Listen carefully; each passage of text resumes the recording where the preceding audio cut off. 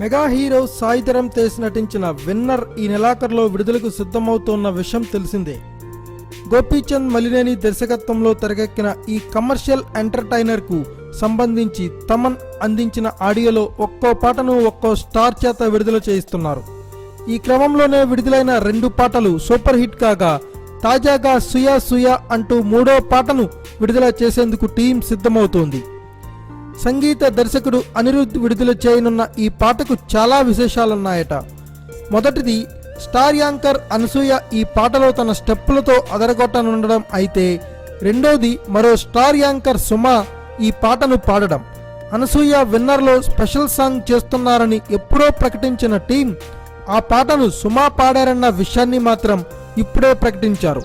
సాయి ధరమ్ తేజ్ సరసన రకుల్ ప్రీత్ హీరోయిన్ గా నటించిన ఈ సినిమాను నల్లమలపు శ్రీనివాస్ ఠాగూర్ మధు నిర్మించారు.